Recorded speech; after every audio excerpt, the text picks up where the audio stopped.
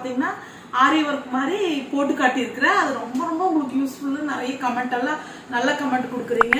எனக்கு அடுத்தது என்ன பண்ணலான்னு ஒரு யோசனை. இப்போ வந்து ட்ரெண்டிங்கில் ஒரு கை போயிட்டு இருக்குது ஓகேங்களா. ஒரு ட்ரெண்டிங்கில் ஆரி ஹை ஓகேங்களா. ஆரி ஹேண்டு வந்து இங்கேருந்து ஷோல்டர்லேருந்து நம்மளோட முட்டி வரைக்கும் இருக்கிற ஹேண்டில் வந்து உங்களுக்கு டிஃப்ரெண்டா ஆரியில பண்ற மாதிரி இந்த ஒரு ஹேண்டு.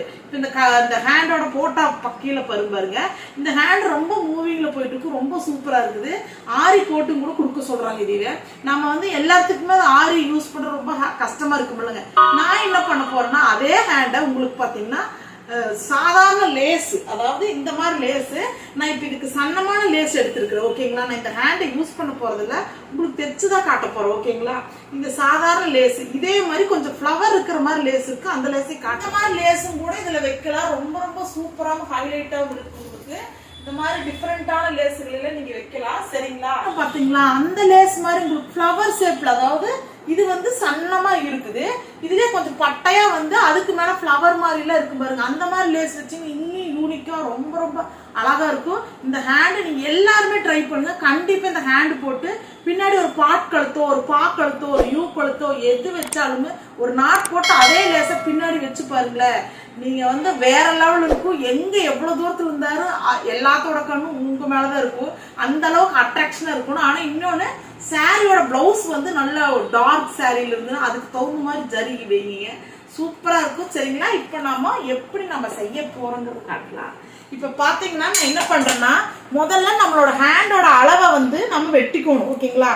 இப்ப பாத்தீங்கன்னா நம்ம ஒரிஜினல் துணியில வச்சு அதே அளவை லைனிங்ல வெட்டிக்கணும். இப்போ நம்ம லைனிங் துணியில தான் டிராயிங் பண்ணியிருக்கிறோம். லைனிங் துணியில பண்ண டிராயிங்க்கு இப்படியே வச்சு கட் பண்ணி சரிங்களா. இப்போ நம்ம இதை அடிக்கிற போது இப்படி திருப்பி வச்சு, அதாவது நல்ல பக்கமா வச்சு இதை இப்படி வச்சு தைக்க போறோம்.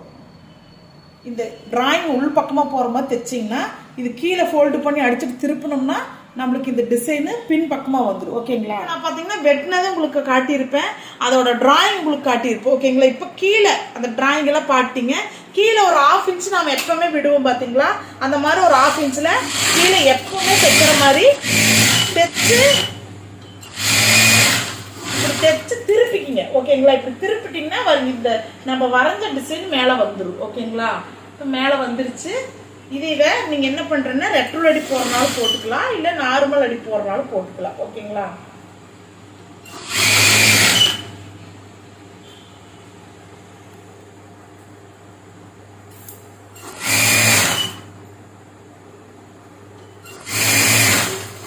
பாத்தீங்கன்னா இது பாத்தீங்கன்னா இதுதான் நல்ல பக்கம் ஓகேங்களா. அதாவது ஒரிஜினல் துணி, இது லைனிங் ஓகேங்களா. இப்ப பாத்தீங்கன்னா ஒரிஜினல் பக்கத்துல மேல இருந்து சென்டர்ல ஒரு கோடு போட்டுக்குங்க. இந்த கோடெல்லாம் மறைஞ்சிருமானா கண்டிப்பா இது எல்லாமே ஸ்டிச்சிங்குள்ள போயிடும். கோடு போட்டுட்டு எதோட நம்ம கை வருதுன்னு பாத்துக்குங்க சரிங்களா. இதோட கை வந்து முடிய போகுதுன்னா இதோட ஒரு கோடு போட்டுக்குங்க. போட்டீங்களா. போட்டதுக்கு அப்புறம் இந்த ஸ்கேல் தான் உங்களுக்கு மடிச்சு அடிக்கிற ஒரு இது ஓகேங்களா. அந்த அளவுல இப்படி ஒரு கோடு, இப்படி ஒரு கோடு பக்கத்துல வச்சுக்குங்க. இப்படி ஒரு கோடு இப்படி பக்கத்துல வச்சுட்டு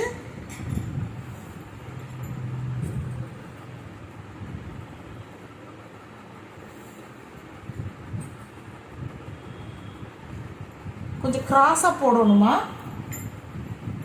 இந்த பக்கம் அதே மாதிரி வச்சு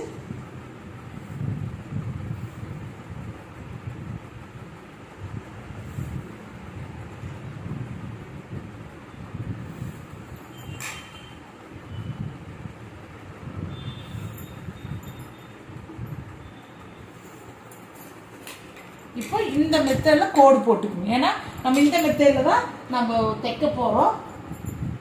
தைச்சிட்டு இப்போ இந்த துணியோட எக்ஸ்ட்ரா துணி வேணுமா கண்டிப்பா. இந்த எக்ஸ்ட்ரா துணியில பாத்தீங்கன்னா இந்த மாதிரி துணி இருக்குதுன்னா இந்த துணியில நாம மடிச்சுக்கணும். இப்போ மடிச்சு இந்த மாதிரி மடிச்சு இந்த அளவுக்கு இப்படி இந்த அளவுக்கு வர்ற மாதிரி அழகழகா மடிச்சு வச்சுக்கணும் ஃபர்ஸ்ட் சரிங்களா. அந்த உயரம் எந்த அளவு இருக்குதுன்னு பார்த்துட்டு நான் இப்போ பார்த்தீங்கன்னா இதுவே 2 துண்டா இது கட் பண்றேன்.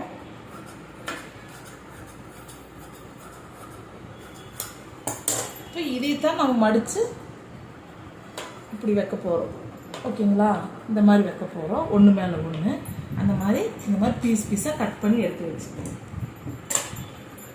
இப்போ பார்த்தீங்கன்னா சென்டர் பாயிண்ட் போட்டு இந்த மாதிரி வி ஷேப்பில் நீங்கள் வரைஞ்சி வச்சுக்கணும். அதே சமயத்தில் இந்த சில்க் காட்டன் இந்த பிளவுஸோட ஒரிஜினல் பீஸ் இந்த மாதிரி எடுத்துருக்கணும். இந்த பீஸை 2ஆக மடித்து, அதாவது 3 இன்ச்சுக்கு நீங்கள் கட் பண்ணிங்கன்னா 2ஆக மடிச்சிங்கன்னா 1.5 இன்ச்சுக்கு வரும். இந்த பட்டை மாதிரி வரும்.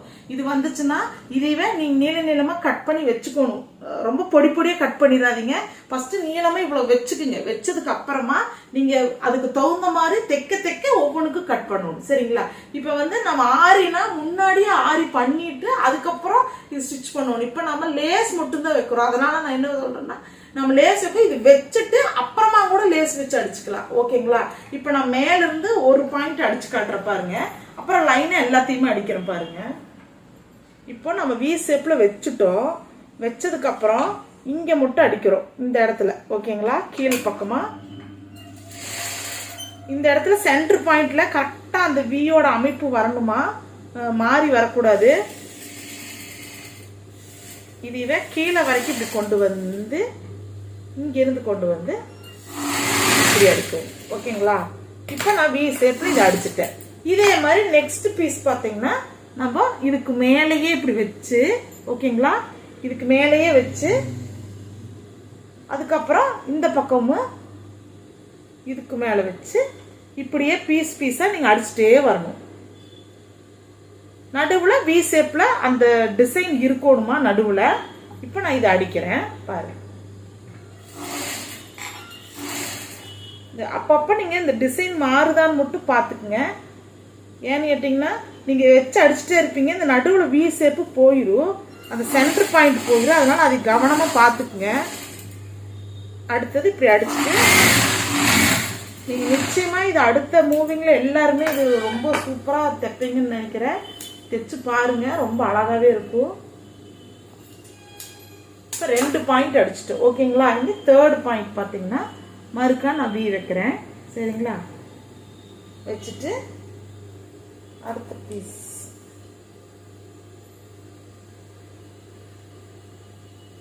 கொஞ்சம் தள்ளியே வச்சுக்கோங்க. சரிங்களா? ரொம்ப நெருக்கமாக இருந்தாலும் அதுவும் டிசைனை வேற மாதிரி காட்டிடுவோம்.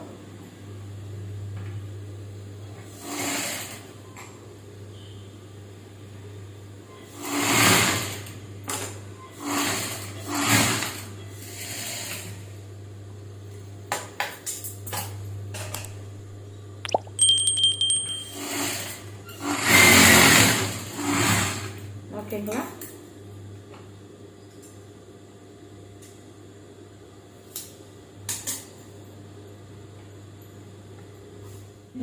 இந்த ஹேண்டுக்கு மட்டும் கொஞ்சம் துணி ரொம்ப தேவைப்படுமா. அதனால நீங்க எப்போ வாங்குற இந்த கிளாத் இந்த டிசைன் பண்ண போறீங்கன்னா நீங்க எப்போ வாங்க போற அளவை விட ஒரு அரை மீட்டர் ஜாஸ்தியாவே வாங்கிக்கிங்க. ஓகேங்களா? ஏன்னு கேட்டீங்கன்னா இது நம்ம எக்ஸ்ட்ராவா துணி வச்சு அடிக்க போறோம். அதுக்கு நம்ம துணி பத்தாது. சரிங்களா? அதுக்காக இப்போ நான் எண்டுக்கு வந்துட்டோமா. உங்களுக்கு மெத்தேடு மட்டும் நான் காட்டுறேன். சரிங்களா? இந்த பிளவுஸை என்னால் ஃபினிஷிங் பண்ணி காட்ட முடியாது. அதனால் மெத்தேடு எப்படி இருக்குன்னு மட்டும் காட்டுறேன். இப்போ பார்த்தீங்கன்னா இந்த ஹேண்டு முடிஞ்சுது. இப்போ நம்ம எல்லாம் வச்சாச்சு. ஓகேங்களா? இப்போ நான் உள்ள தள்ளி வச்சிருக்கிறேன். எப்படி வச்சிருக்கிறேன் பாருங்க. இது நல்லா தைக்கலாம். இது சின்ன கை, குட்டி கையில இவ்வளோ வச்சிருக்கிறேன். நீங்க இந்த அளவுக்கு இல்லாம ஒரு 4 அதாவது ஸ்கேல்ல ஒரு ஸ்கேலோட அளவு நான் வச்சிருக்கிறேன். நீங்க ஸ்கேல்ல ஒரு 1.5 அளவு ஸ்கேல் வச்சுக்கிட்டீங்கன்னா, கொஞ்சம் ஜாஸ்தியா வச்சுக்கிட்டீங்கன்னா அகலம் கொஞ்சம் ஜாஸ்தியாகும். அப்ப இந்த டிசைன் கொஞ்சம் கம்மியாகும். அப்ப இந்த இப்படி வைக்கிற டிசைன் கம்மியாகும். அப்ப வச்சீங்கன்னா இன்னும் கொஞ்சம் சூப்பரா இருக்கும். இது கொஞ்சம் ஓவர் கிராண்டா இருக்குது. நீங்க கொஞ்சம் மைல்டா வைக்கலாம். வேற இந்த மெத்தட் தான் நான் தைக்க போறேன். இப்ப தைச்சு காட்டுறேன் பாருங்க. மேல அப்படியே லேஸ் வச்சு அப்படியே அடிக்க வேண்டியதுதான். இது ரொம்ப இப்ப வர்ற ட்ரெண்டிங் ஆரியோட ஹேண்டு. இந்த லேச மேல வச்சு அடிக்கிறதுனால அடிக்கலாம். நான் அடியில வச்சு அடிக்கிறேன். இந்த ஃப்ளவர் மட்டும் தெரியற மாதிரி அடிக்கிறேன். ஓகேங்களா?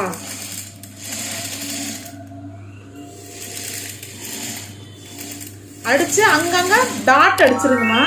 ஏன்னு கேட்டீங்கன்னா அது நகர்ந்து வராம இருக்கிறதுக்கு இப்படியே வச்சு. இப்போ நான் இதையுமே இப்படி கரெக்டா வச்சு கடைசியில் அந்த எக்ஸ்ட்ரா இருக்கிற நூல்களெல்லாம் கட் பண்ணி எடுத்துக்கலாம். சரிங்களா? இந்த நூலெல்லாம் எக்ஸ்ட்ரா வர்ற நூல்களெல்லாம் கட் பண்ணி எடுத்துக்கலாம்.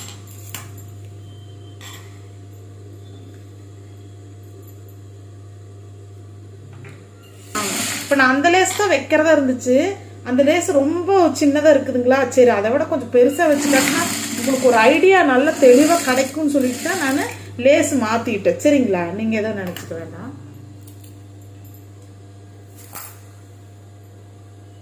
இதில் இப்போ பார்த்தீங்கன்னா அப்போல்லாம் வந்து லேஸுங்கிறது ஒரே மாடல் தான் இருந்துச்சு. இப்போ பார்த்தீங்கன்னா லேஸில் வந்து ஆரியோட டிசைனை ஃபுல்லாக லேஸ்லேயே கொண்டு வந்துட்டாங்க. இன்னும் 1 மீட்டர் கொஞ்சம் ஜாஸ்தி விலையாக இருக்கும். இருந்தாலும் நிறைய லேடிஸ்னால ஆரி போட முடியாது. ஏன்னா அதில் கொஞ்சம் எக்ஸ்பென்சிவான ரேட்டெல்லாம் இருக்குங்கட்டி கொஞ்சம் ஏகப்பட்ட பொருள் செலவெல்லாம் பண்ணணும். அதனால் நீங்கள் வந்து இந்த மாதிரி லேஸும் கூட வாங்கி நீங்கள் ஒர்க் பண்ணிக்கலாமா? ஓகேங்களா?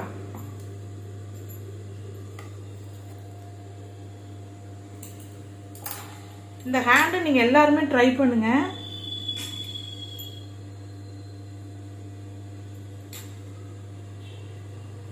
பாருங்க, இது பார்த்தீங்கன்னா காபி ப்ரௌன் ப்ளவுஸு. அந்த காபி ப்ரௌனில் பார்த்தீங்கன்னா சில்வர் ரொம்ப ஹைலைட்டாக ரொம்ப அழகாகவும் தெரியுது பார்க்கறதுக்கு.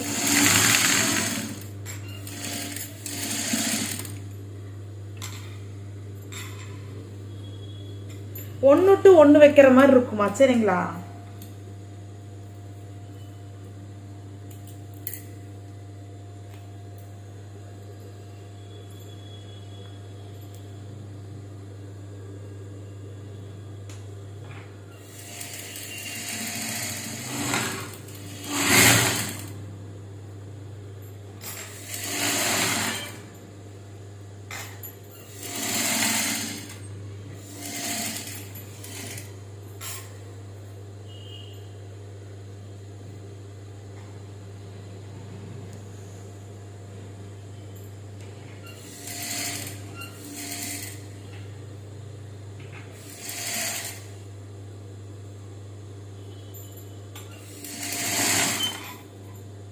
ஃபுல் ப்ளவுஸ் முடிச்சாச்சு. இப்போ இந்த ஹேண்டு வந்து இப்படி தான் இருக்கும் பார்க்கறதுக்கு. ரொம்ப ரொம்ப அழகாக இருக்கும். இதில் கோல்டு இருக்குது, காப்பர் இருக்குது, ரோஸ் கோல்டு இருக்குது. நீங்கள் என்ன வேணால் ட்ரை பண்ணலாம். சரிங்களா? ஆனால் என்ன துணி மட்டும் கொஞ்சம் ஜாஸ்தியாக வாங்கிக்கோங்க. இப்போ 1 மீட்டர் வாங்குறீங்கன்னா 1.5 மீட்டர் துணி வாங்கி நீங்கள் தைச்சிங்கன்னா தான் உங்களால் இது ஃபினிஷிங் பண்ண முடியும். நான் உங்களுக்கு காட்டுறக்கோசரம் இந்த பக்கமெல்லாம் விட்டுட்டேன். ஆனால் ஃபுல் ப்ளவுஸ் முடிக்கணும்னா நிறைய துணி வேணும். எங்கேயுமே பிசுறு இல்லாமல் பேக் பண்ணி முடிக்கிற மாதிரி வரும். ஓகேங்களா?